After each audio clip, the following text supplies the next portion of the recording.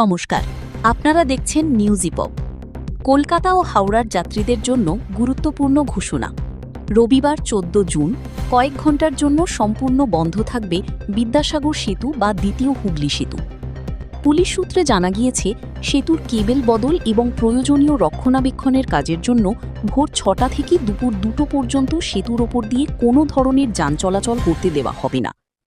এই সময়ের মধ্যে ছোট গাড়ি থেকে শুরু করে পণ্যবাহী যান সব ধরনের যানবাহনের প্রবেশ নিষিদ্ধ থাকবে।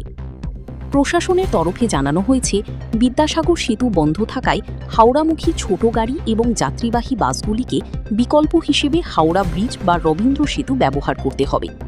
তাই যাত্রীদের আগেভাগে যাত্রার পরিকল্পনা করার পরামর্শ দেওয়া হয়েছে। এই সংক্রান্ত নতুন কোনো আপডেট বা ট্রাফিক নির্দেশিকা সামনে এলে সবার আগে তা আপনাদের কাছে পৌঁছে দেবে নিউজ ইপপ। তাই গুরুত্বপূর্ণ শহরের খবর জানতে চোখ রাখুন নিউজ ইপপে।